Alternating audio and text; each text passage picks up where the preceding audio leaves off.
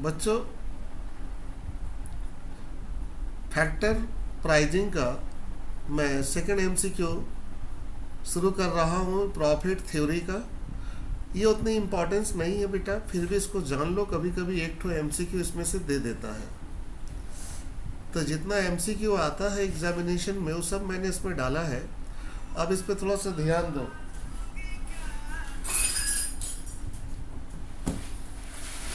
सबसे पहला जो एमसीक्यू है वो है supply of price of entrepreneurship.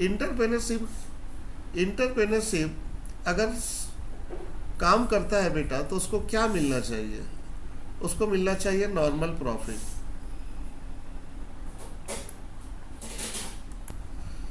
Entrepreneurship normal profit मांगता है बेटा, ना उसको एब नॉर्मल प्रॉफिट चाहिए।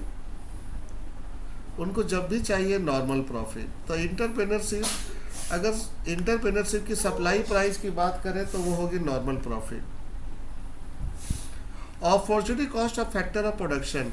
अपॉर्चुनिटी कॉस्ट को कहते हैं base alternative cost. Base alternative cost को कहते हैं अपॉर्चुनिटी कॉस्ट। याद रखना बेटा, अपॉर्चुनिटी कॉस्ट का मतलब होता है base alternative cost. It is present earning, नहीं, earning from the next best alternative use. Yes,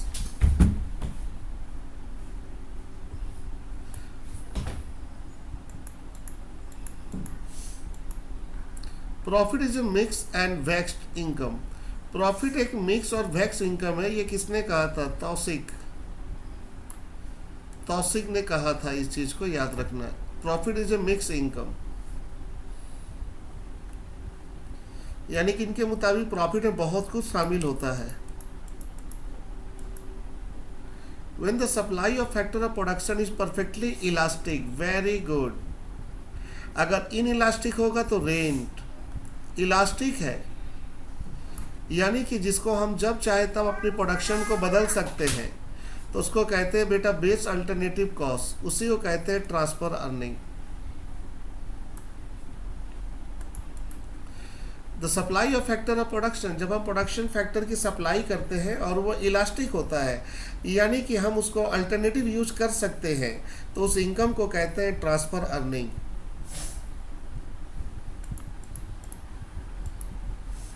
Which of the following denoted to the implicit cost of an entrepreneur labor time and capital?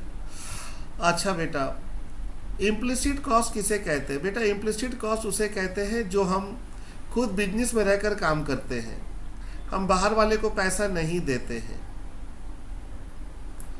Of A entrepreneurs labour time and capital, मान लो entrepreneur खुद मजदूर का काम कर रहा, खुद समय दे रहा, खुद कैपिटल लगा रहा, तो उसके लिए इम्प्लिसिट कॉस्ट हुआ। तो इंटरप्रेनरशिप के लिए हो जाएगा बेटा opportunity cost of the entrepreneur. ये इंटरप्रेनर का अल्टरनेटिव इनकम होगा, क्योंकि ये बाहर वाले को काम नहीं देकर अपने से काम कर रहा है, तो ये इंटरप्रेनर के लिए हो जाएगा अपॉर्चुनिटी कॉस्ट। टोटल प्रॉफिट हम कैसे निकालते हैं? सेल में से कॉस्ट घटाकर, टीआर माइनस टीसी। जब टीआर को टीसी से घटाते हैं तो टोटल प्रॉफिट मिलता है, और याद रखोगे जब टीआर को टीवीसी से घटाते हैं तो क्वासी रेंट मिलता है, क्वासी रेंट।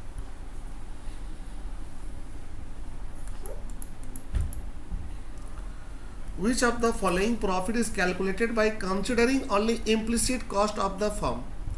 जब हम लोग implicit cost को ध्यान में रखकर प्रॉफिट निकालते हैं तो उसे कहते हैं इकोनॉमिक प्रॉफिट। उसे हम लोग कहते हैं इकोनॉमिक प्रॉफिट। याद रखिएगा बेटा, इकोनॉमिक प्रॉफिट निकालने का फार्मूला क्या है बेटा? Profit minus explicit cost.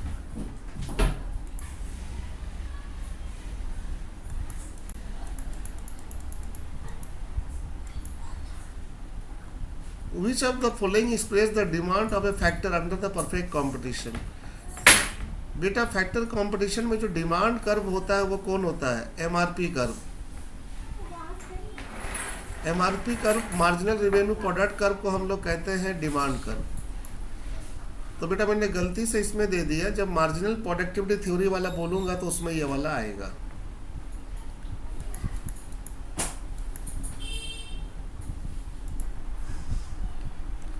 Profit is the reward of entrepreneur function for taking risks. बात सही है, इंटरप्रेनर्स जो होते हैं वो रिस्क लेते हैं तभी उन्हें प्रॉफिट मिलता है। ये वाली बात किसने कहा था? ये वाली बात कहा था एफ.बी. हावले। एफ.बी. हावले ने ये बात कहा था, ये एग्जाम में आ चुका है बेटा, इम्पोर्टेंस है। Profit is the reward of entrepreneur function for taking risk.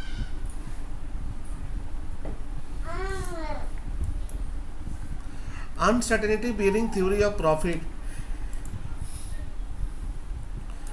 Uncertainty bearing theory of profit is propounded by the F.H. Knight. ये भी एग्जाम में आ चुका है बेटा कि अनसर्टेनिटी प्रॉफिट थ्योरी किसने लिखा था, तो F.H. नाइट। इस बात को याद रखना बेटा।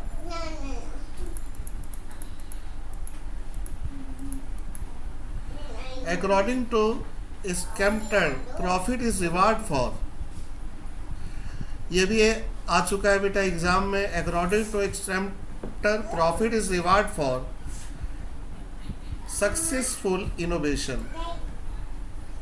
इन्होंने बताया कि नई नई चीज़ों की खोज करो, नई नई टेक्नोलॉजी की खोज करो, उससे जो प्रॉफिट कमाओ। वो बातें कहा था स्कैम्पटन ने। According to him, the profit are the best regard as a simple form of wages. किसने कहा था कि प्रॉफिट को हम लोग वेजेस के रूप में कह सकते हैं, और वो है टॉसिंग एंड डैन पॉट। ये उतनी इम्पोर्टेंस नहीं है बच्चों, इसको इग्नोर कर सकते हो।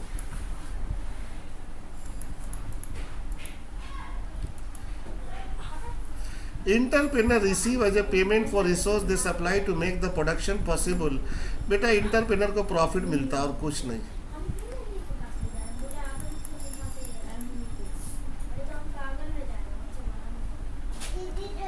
Net profit is a total profit.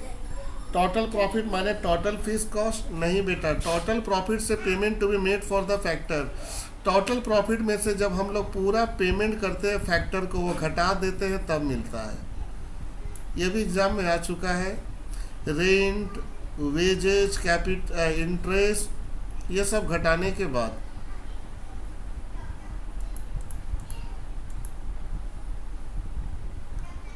Net profit is a profit and gross profit is the net profit. अच्छा, नेट प्रॉफिट ग्रॉस प्रॉफिट को घटाने के बाद आती है, तो यहाँ पर ये आएगी बेटा ये वाली answer. After meeting entire production expenses, जब बेटा हम लोग पूरा प्रोडक्शन खर्चा यानी कि पूरा फैक्टर कॉस्ट जब हम लोग घटा देते हैं तब जाके नेट प्रॉफिट मिलता है। और जब हम लोग ग्रॉस प्रॉफिट कैसे निकलती है, जब उसमें से खाली हम लोग घटाते manufacturing cost.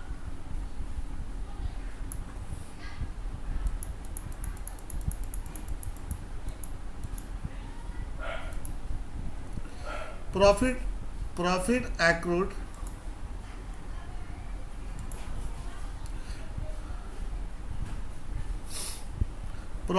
accrued by the entrepreneur for his function। जब इंटरप्रेनर अपने फंक्शन के जरिए जब प्रॉफिट कमाते हैं तो उसे कहते हैं normal profit. The earning which is just sufficient to a factor to continue its own supply is called transfer earning।